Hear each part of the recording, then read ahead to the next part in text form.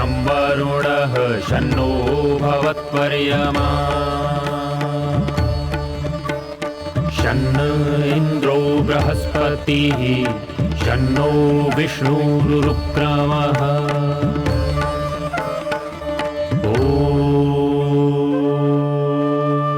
शान्ति शान्ति शान्तिः।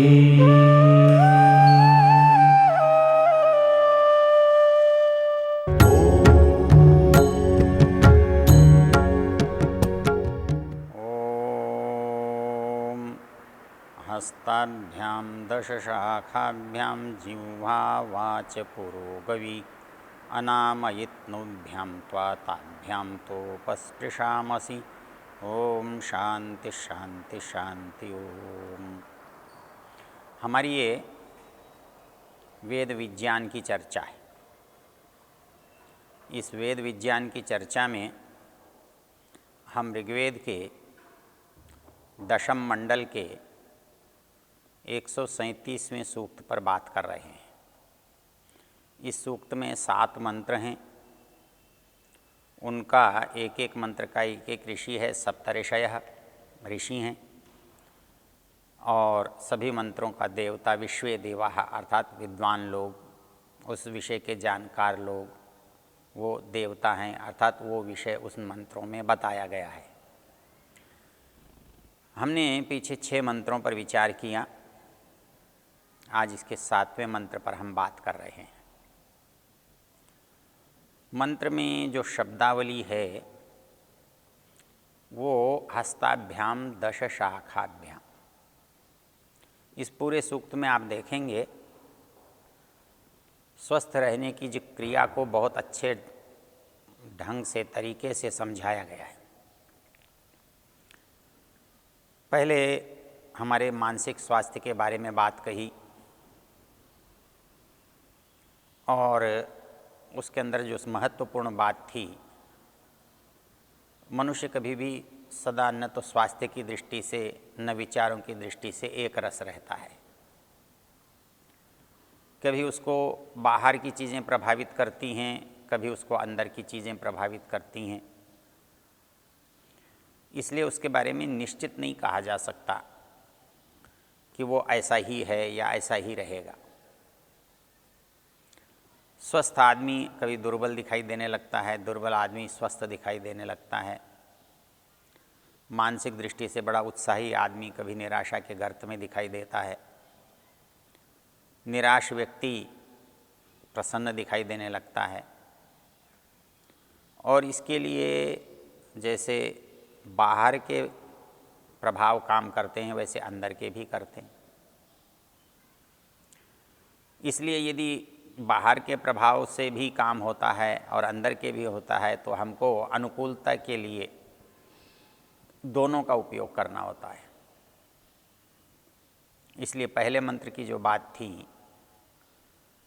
वो अवहितम देवा उत अवहितम देवा देवा उन्नयथापना, अर्थात मनुष्य का उत्थान पतन उसके विचारों से, उसकी परिस्थितियों से हो सकता है। उसमें हमको जो प्रयत्न करना है वो उत्थान के करना है, क्योंकि पतन का तो कोई न कोई कारण बन ही जाता है। कोई आकस्मिक घटना भी बन जाती है, जिसको हमने विस्तार से पीछे देखा था कि कभी हम ध्यान नहीं रहता, कभी उपलब्ध नहीं होता, कभी हमें अनिवार्यता मजबूरी होती है तो हम अनुचित जो भोजन है, पान है, आसन शयन है कर लेते हैं। उसका कष्ट हमको होना ही होना है, उसका दुख होना ही है। इसलिए एक अकस्मात कोई चीज़ बिगड़ गई तो हमको उसके लिए चिंतन करने की ज़रूरत है। हितोपदेश ने एक बड़ा सुंदर श्लोक लिखा है, प्रत्यहम प्रत्यवेक्षेत नरश्चरितमात्मन किन्नु मे पशुभिस्तुल्यम किन्नु मे मनुजैरिति। कहता है कि एक मनुष्य का कर्तव्य है वो अपने मानसिक और शारीरिक स्वास्थ्य को ठीक रखे। तो जैसे एक भौतिक परिस्थिति को ठीक रखने के लिए हमें मूल्यांकन करना होता है, हानि लाभ की विवेचना करनी होती है, वैसे ही मनुष्य को प्रतिदिन अपने मानसिक और शारीरिक स्वास्थ्य के बारे में भी मूल्यांकन करना चाहिए, उसका चिंतन करना चाहिए। वो कहते हैं प्रत्यहम प्रत्यवेक्षेत, प्रतिदिन देखे, प्रत्यहम प्रति अहम, प्रत्येक दिन, दिन को कहते हैं, प्रत्येक दिन मनुष्य को प्रत्यवेक्षेत, देखना चाहिए, जानना चाहिए, गंभीर विचार करना चाहिए। प्रत्यहम प्रत्यवेक्षेत नरश्चरितमात्मना, अपना जो व्यवहार है, अपना जो आचरण है, अपना जो विचार है, उसको हमें प्रतिदिन स्वयं देखना चाहिए। उसमें पता लग जाएगा किन्नु में पशुभुस्तुल्यम किन्नु में मनुजैरिति, मेरा कौन सा व्यवहार पशुओं जैसा है और मेरा कौन सा व्यवहार मनुष्यों जैसा है। क्योंकि हमने सारे विवरण में एक बात अच्छी तरह से देखी और जानी है, पशु और मनुष्य के व्यवहार में बहुत अंतर नहीं है, बल्कि यदि बिना विचारे किया जाता है तो मनुष्य और पशु का व्यवहार एक जैसा ही है। क्योंकि जो अपने लिए ध्यान में रखकर किया जाता है वो सब पशु का व्यवहार है, जो दूसरे के लिए, सब के लिए ध्यान में रखकर किया जाता है वो मनुष्य का व्यवहार है। तो हम स्वाभाविक रूप से सभी पशु हैं। आधुनिक समाजशास्त्री भी यही मानते हैं कि मनुष्य भी एक प्राणी है जैसे दूसरे प्राणी हैं, किंतु हम जब उनसे भिन्न हैं तो क्यों भिन्न होने चाहिए? क्या वही आचरण करने से हम भिन्न हो सकते हैं? वही आचरण करने की यदि हम तुलना करें तो हमारा आचरण पशुओं से भी ज़्यादा बिगड़ा हुआ हो सकता है, क्योंकि पशु के पास तो एक निश्चित संस्कार है जिसके अनुसार वो चलता है, उसको उसमें परिवर्तन करना नहीं आता। लेकिन मनुष्य तो अपनी बुद्धि से बहुत परिवर्तन करता है, कर सकता है। इसलिए यदि ये बिगाड़ की बात करने लगे तो ये पशुओं से भी अधिक बिगाड़ करता है, कर सकता है। इसलिए वो कहते हैं किन्नु में पशुभिस्तुल्यम किन्नु में मनुजैरिति, मुझे प्रतिदिन सोचना चाहिए कि मेरा कौन सा आचरण, कौन सा व्यवहार पशुओं जैसा है और कौन सा व्यवहार मनुष्यों जैसा है। किन्नु में पशुभिस्तुल्यम किन्नु में मनुजैरिति, क्योंकि मनुष्य जब विचारता है, क्योंकि मनुष्य को मनुष्य इसे कहते ही इस कारण से हैं कि ये मनन करने वाला है, विचार करने वाला है, और प्राणी ये नहीं सोच सकते कि इसका परिणाम क्या होगा, वर्तमान में ये करना ठीक है कि नहीं है। वो तो केवल प्रेरित होते हैं, वो संवेगों से प्रेरित होकर काम करते हैं। मनुष्य भी संवेगों से प्रेरित होकर काम करता है, लेकिन उसको करना चाहिए नहीं करना चाहिए इसका विवेक होता है, इसका नियंत्रण होता है। इसलिए मनुष्य जब करता है तो स्वाभाविक रूप से किया जाने वाला होने पर भी वो उसको बिना किए रह सकता है। ये उसका बौद्धिक प्रभाव है, ये उसकी बौद्धिक योग्यता है। तो जब मनुष्य किसी बात पर सोचता है तो सोचने पर जो करता है वो वैसा नहीं होता जो बिना सोचे होता है, क्योंकि बिना सोचे वर्तमान के आधार को लेकर होता है और सोचकर किया जाने वाला भविष्य को, परिणाम को सोचकर किया जाता है। तो जो परिणाम को सोचकर किया गया है, भविष्य को सोचकर किया गया है, उसमें त्रुटि की संभावना कम हो जाती है। मनुष्य का नियम है, यदि हम सोचते हैं, हम किसी का भाषण सुन रहे हैं, कोई लेख पढ़ रहे हैं, सहज भाव से हम पढ़ जाते हैं, किसी की बात सुनते हैं, सुन जाते हैं, लेकिन हमें स्मरण नहीं रहता। हमें स्मरण उसी बात का रहता है जो बात हमारे मन में हम दोहरा लेते हैं या हमारी बुद्धि में आ जाती है, उसका मूल जो संस्कार है वो बैठ जाता है। उसको जब हम दोहरा कर अपने मस्तिष्क का बना लेते हैं तो वो चीज़ फिर हम भूलते नहीं हैं। उसका स्मरण होने से जब कभी वो अवसर दोबारा आता है तो हम जो विचार कर चुके हैं, जो परिणाम हमारे पास आ गया है अच्छे करने का, हम फिर वही करते हैं, हम फिर गलत नहीं करते। इसके लिए यही कहा जाता है कि मनुष्य को जितना अधिक विचार करना हो उतना विचार करना चाहिए, बल्कि मनुष्य होता ही तब है जब वो विचार करता है। जब बिना विचार के करता है, केवल करता है, तब वो पशु होता है। और इसलिए विचार करके करता है तो मनुष्य होता है। तो जितना अधिक विचार करके करता है उतना अधिक मनुष्य बनता है।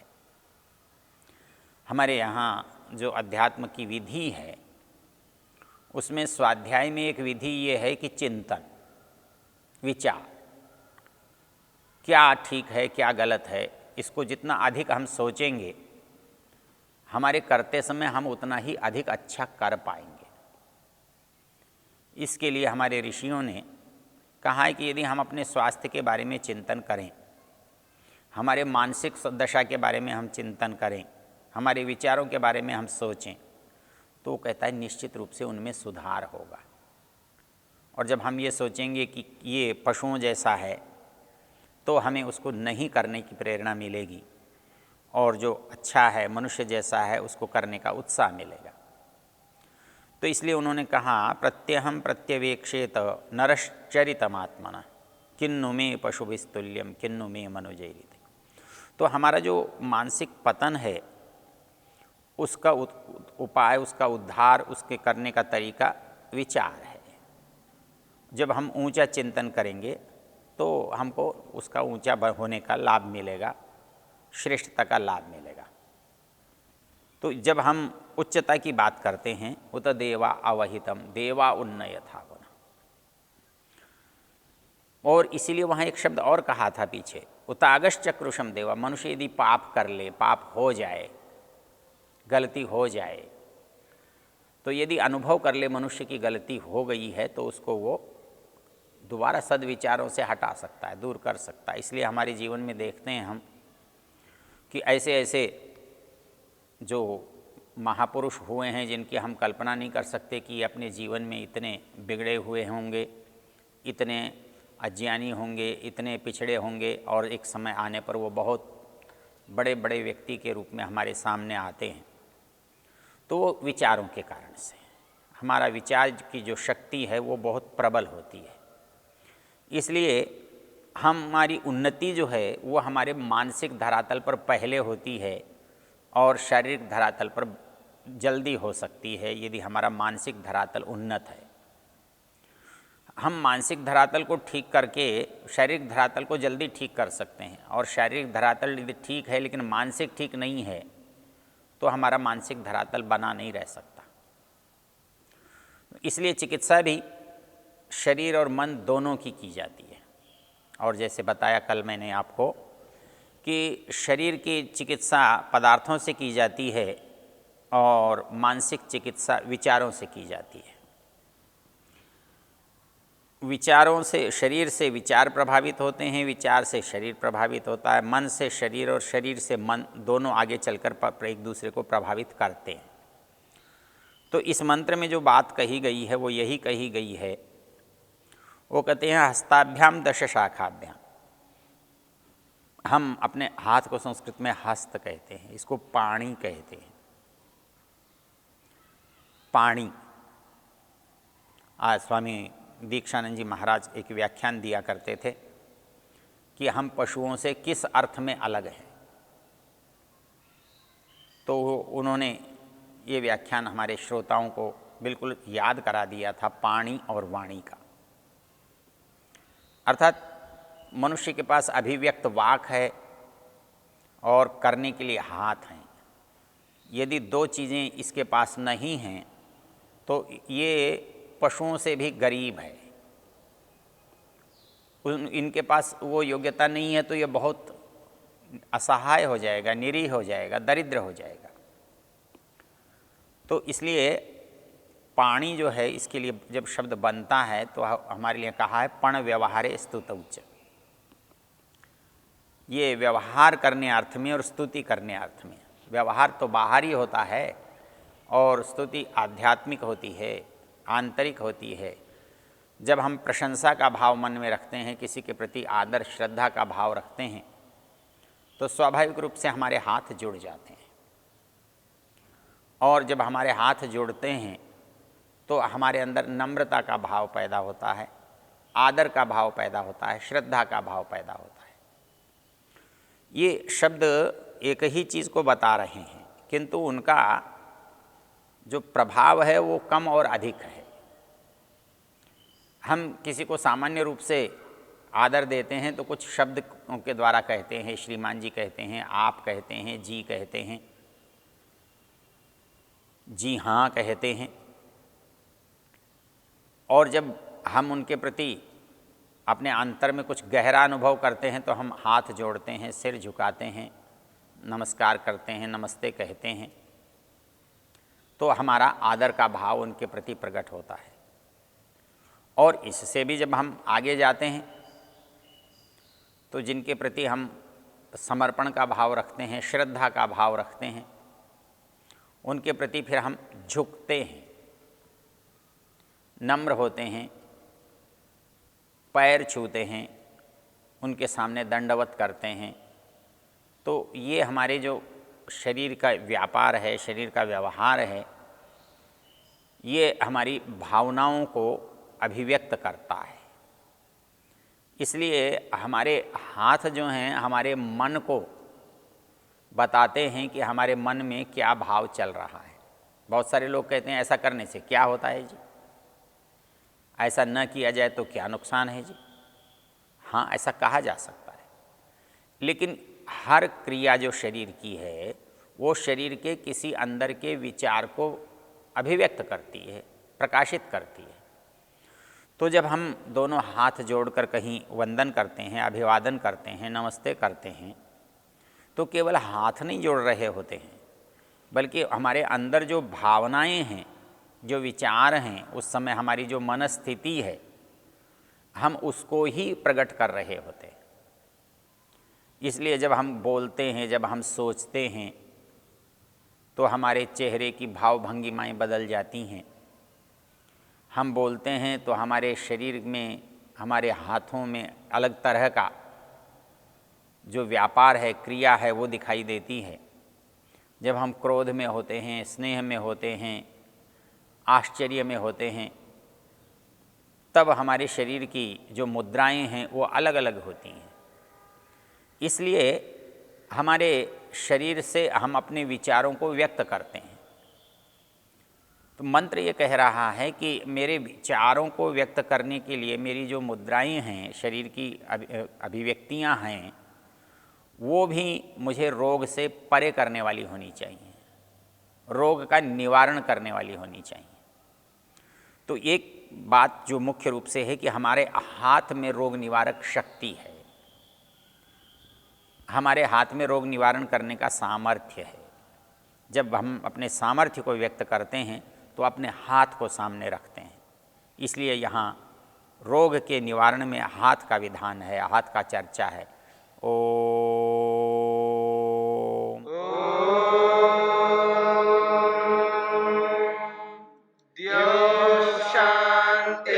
शांतिरंतरिक्षं शांतिर्पृथिवी शांतिरापः शांतिरोषधयः